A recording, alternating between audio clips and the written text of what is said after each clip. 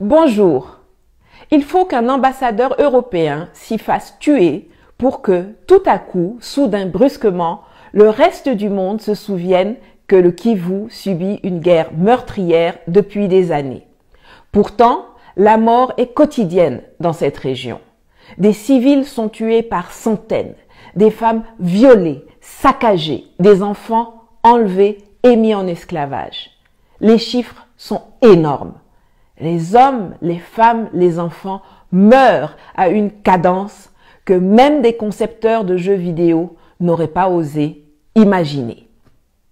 L'est de la RDC, composé du Nord Kivu, du Sud Kivu, de l'Ituri et du parc national des Virunga, est un territoire où des milices armées, financées par les États voisins, notamment le Burundi, l'Ouganda et le Rwanda, sèment la mort, la violence et la désolation pour s'approprier des richesses du sol et surtout du sous-sol.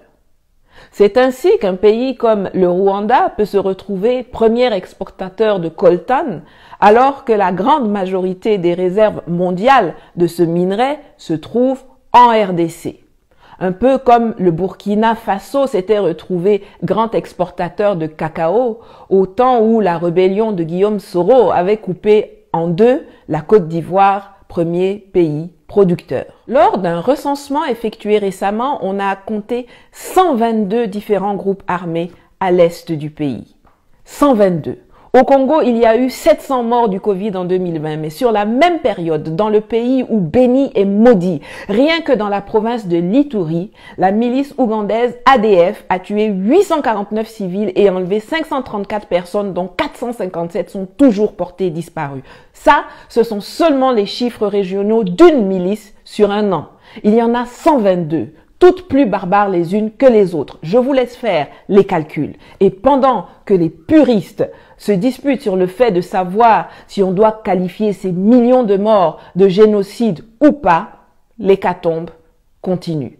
Les conflits ethniques ou communautaires entre Banyamulenge contre les Maïmaï ou bien entre les Lendu et les Ema sont des exemples, sont attisés et exploités pour des guerres économiques.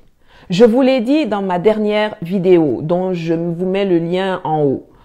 Nos guerres, nos conflits sont leur business. Les 5 membres du Conseil de l'insécurité de l'ONU sont les 5 plus grands vendeurs d'armement de la planète. Et c'est aussi chez eux que se trouvent les entreprises qui ont besoin des minerais de sang dont regorge le Congo, qui représente 90% des exportations d'un pays qui est classé comme le 8e le plus pauvre de la planète.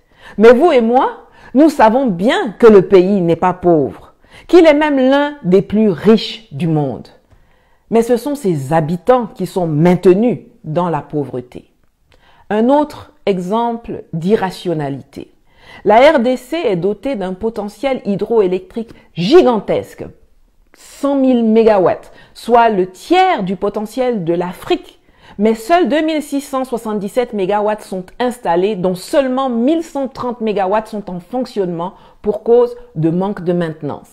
Et c'est comme ça que seuls 9% de ses habitants ont accès à l'électricité. C'est à se taper la tête contre un mur. Si c'était 3 collaborateurs locaux de l'ambassade d'Italie qui étaient décédés, ça n'aurait pas fait les grands titres. Ça aurait été business as usual. Dans notre monde sans pitié, tant que les morts sont des noirs, c'est pas grave. Ça compte pas trop. Ils sont comme ça, les Africains, toujours à se faire la guerre ou bien à mourir de famine. L'essentiel n'est-il pas qu'ils n'arrivent jamais en Europe? Alors qu'ils meurent dans les forêts du Congo ou bien au fond de la Méditerranée, c'est kiff-kiff, bourricot. Par contre, le coltan, le tungstène, le cobalt, l'uranium, l'étain, les diamants, le cuivre, l'or, eux doivent venir en Occident. Ils doivent sortir de la brousse africaine. Car on en a besoin pour la fabrication des smartphones, des ordinateurs portables, des caméras, de l'électronique, des voitures électriques, des missiles nucléaires et aéronautiques, dans la métallurgie. 80% des réserves mondiales du coltan sont situées au Congo et 60% du cobalt mondial est extrait de mines artisanales congolaises où souvent des enfants creusent à la main et où parfois des tunnels s'effondrent en les tuant ou en les mutilant pour qu'ailleurs dans le monde, des gens puissent avoir des gadgets comme la caméra qui filme cette vidéo. La différence, c'est que certains sont conscients du sang qui coule sur les mains de Apple, Google, Tesla, Samsung, Bayer, Sony, Huawei et compagnie, et d'autres l'ignorent ou font semblant de l'ignorer. Mais maintenant, vous qui regardez là, vous ne pouvez plus l'ignorer. Je sais qu'en Afrique, beaucoup n'aiment pas lire, mais je vous suggère quand même une bande dessinée intitulée « Kivu » que j'avais achetée peu avant mon expulsion, dont je vous mets le lien en commentaire ou dans la boîte de description, qui raconte avec une réalité saisissante la situation dans l'est du Congo et les relations sanglantes qui lient les monsieur propres occidentaux avec les monstres tueurs de la forêt équatoriale. Mais la communauté internationale dit qu'elle a déjà tant fait pour les Congolais. Tiens, il y a une opération des Nations Unies, la MONUSCO, qui ne sert pas à grand-chose, sauf à tenir les statistiques macabres des morts qui s'amoncellent. Pourtant, c'est un budget de 1,554 milliard de dollars par an qui est mis à la disposition de 17 000 casques bleus, bien mieux équipés que l'armée congolaise, mais qui n'arrivent pas à faire cesser le bain de sang dont sont en majeure partie victimes les populations civiles, dont la protection constitue quand même le cœur de la mission pour laquelle 14 000 membres du personnel militaire, 660 observateurs militaires et officiers d'état civil, 591 policiers et 1050 membres des unités de police constituées sont implantés depuis 2010. Ah oui, et puis on a donné le prix Nobel de la paix à Denis Mukwege, gynécologue, l'homme qui répare les femmes, dont les vagins ont été défoncés par les coups de butoir et les baïonnettes de leurs violeurs. On lui a aussi donné le prix Olof Palme, le prix des droits de l'homme des Nations Unies, le prix de la Fondation Clinton, le prix de la Fondation Chirac, le prix Sakharov. C'est tellement plus facile de s'acheter une bonne conscience en abreuvant une seule personne d'une montagne de prix plutôt que de faire cesser les massacres qui endeuillent un pays mais qui enrichissent vos entrepreneurs. La RDC a la possibilité de devenir la Chine de l'Afrique.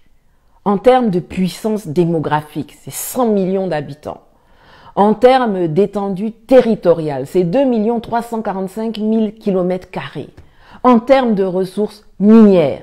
Mais au lieu d'être un colosse qui inspire le respect, qui propulse le développement, qui envoie des gens dans l'espace, c'est un géant aux pieds d'argile que ses petits voisins violentent au calme depuis des années et qui expédie ses enfants 6 pieds sous terre. Alors c'est vrai, l'extérieur a sa part non négligeable de responsabilité. Et il est bon qu'il lui soit rappelé de temps à autre que perdre un père, un mari ou un fils dans des attaques violentes n'a pas à être l'apanage des Congolais. Mais ce qui me met en colère, c'est l'incapacité des leaders politiques de RDC à s'unir pour enfin donner à leur pays la place qui devrait être la sienne sur la scène continentale et mondiale, et aux populations un quotidien de paix et de prospérité. Pourtant, comme le scandait Mamadou Koulibaly en Côte d'Ivoire le 10 octobre 2020, un peuple uni jamais ne sera vaincu. Le malheur du Congo ne vient pas de l'appétit que suscitent ses ressources minières à l'extérieur du pays. Le malheur du Congo, ce sont ses dirigeants. Les corrompus, les voleurs, les vendus, les traîtres à la patrie, les sans courage et les sans idées. La loi qui institue que le sol et le sous-sol congolais sont la propriété de l'État est une des sources importante de la situation actuelle. Il faut réformer le foncier au Congo et en donner la propriété aux populations locales, en même temps qu'on leur donne les moyens de défendre leurs biens. Je mettrai à la fin de cette vidéo le lien d'une de Mamadou Koulibaly qui explique sa proposition de réforme du foncier en Côte d'Ivoire, qui peut être, pourquoi pas, la base d'une réflexion pour le Congo. Nous, Africains, ne pouvons pas faire comme si le Congo, c'est juste les sapeurs et la rumba cadencée. Depuis quelques semaines, c'est le président congolais Félix Tshisekedi qui a pris la tête de l'Union africaine. Cela va être difficile pour lui d'être crédible dans cette fonction si en parallèle, la situation n'évolue pas positivement dans son propre pays. Le minimum qu'il puisse faire, c'est de mobiliser les énergies et les attentions autour du conflit qui déchire le Congo pour faire stopper les rivières de sang qui endeuillent la région des Grands Lacs et qui n'honorent aucun d'entre nous en Afrique. C'est d'obtenir les moyens de former et d'équiper l'armée congolaise pour sécuriser la zone de l'Est, qui sert aussi de base arrière à des rébellions qui cherchent à renverser les gouvernements des pays limitrophes.